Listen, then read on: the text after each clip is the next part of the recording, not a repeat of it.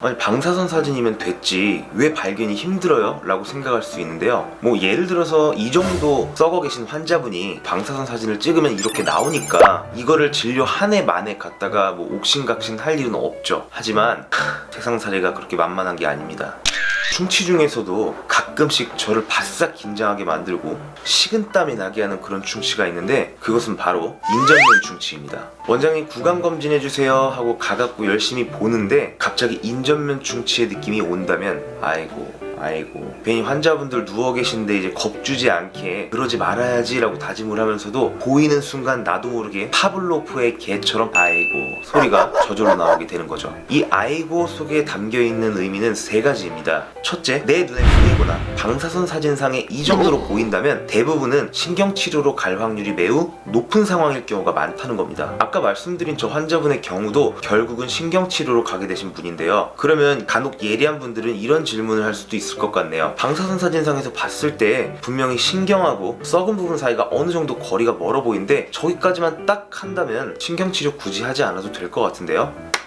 네, 아주 예리하십니다. 하지만 대부분의 치과 의사들이 생각하는 충치 치료의 가장 큰 핵심은 단지 사진상에서 저렇게 된 부분까지만 긁어내는 게 아니라 충치를 제거하고 나서도 그 부분이 원래 우리 하얀 치아가 긁혀나오지 않는 상태처럼 건전한 치질이 드러날 때까지 제거하는 것을 목표로 할 때가 많이 있기 때문입니다. 따라서 저렇게 가죽처럼 긁혀나오는 부분을 긁어서 아래층을 노출시킨다면 좀 덜 긁혀나오는 부분, 그 덜 긁혀나오는 부분을 또 제거하다 보면 또 조금씩 긁혀나오게 돼서 또 긁어내고 하다 보면 결국 피가 뻥뻥 올라오면서 님 신경치료 가? 진짜 솔직한 말로 저희도 신경치료하기 싫어요. 정말 너무 보이지도 않고 힘들고 환자분도 아파하고 우린 알고 보면 같은 편이라니까요. 둘째로 아무리 눈으로 에어를 불면서 열심히 보고 방사선 사진을 뚫어지게 봐도 가끔씩 놓치는 경우가 있을 수 있다는 겁니다. 좀 부끄럽긴 하지만 이 환자분도 제가 최근에 봤던 환자분인데, 원래는 맨 뒤에 있는 치아만 제가 이제 육안으로 보고 방사선 사진을 봤을 때 충치 치료가 필요하다라고 생각이 돼서 인레이 치료를 받기로 한 환자였습니다. 그런데 웬걸 인레이 치료를 하려고 이렇게 옆부분을 파고 나서 앞을 잘 보니 글쎄 이런 충치가 앞에서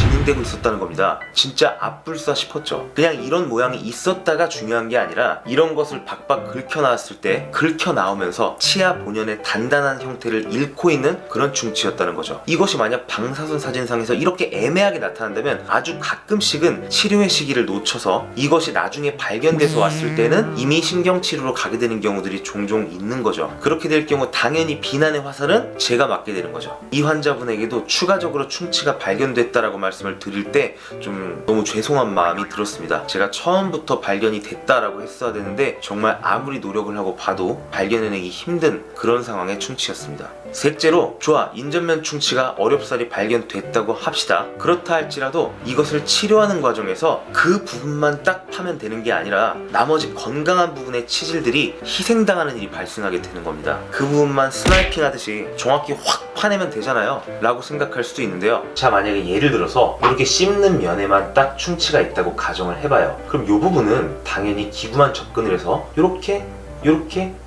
몇 번 도려내고 이 부분을 재료로 메꿔놓게 되면 충치 치료는 딱 거의 그 부분만 삭제해서 치료가 끝날 수 있어요. 자 그런데 만약 치아에 정확히 접촉하는 요 사이 아래에 충치가 발생했다고 가정을 해봐요. 그럼 그렇게 될 때는 요 부분만 스나이핑 뽕 해서 옆에 치아에 손상을 주지 않으면서 이 충치만 제대로 제거하는 게 힘입니다. 어떻게 옆에 치아를 안 보면서 요 사이를 정확하게 겨냥해서 완벽하게 보이지도 않는 충치를 긁어내겠습니까? 따라서 어쩔 수 없이 이 아래까지 내려가기 위해서 우리는 위에서부터 파내려가기 시작합니다. 위에서부터 파내려가서 이 아래까지 내려가고 이 과정에서 아까운 치질들이 희생이 될 수 있다는 거죠. 자 여기까지만 해도 사실 참을 수도 있다고 칩시다. 하지만 만약에 이 환자가 인레이 치료를 받아야 되는 케이스다 라고 한다면 그때 이것이 적당한 강도로 잘 안 빠지게 하기 위해서 우리는 치아를 여기서부터 아래로 파내려가는 것이 아니라 기역자로, 즉 요 먼 부분에서부터 여기까지 오면서 한 번 더 아까운 치질 희생이 되고 여기서 내려가면서 또 치질 희생이 일어나고 이런 과정에서 2차에 걸쳐서 치질의 희생이 일어나게 된다는 겁니다.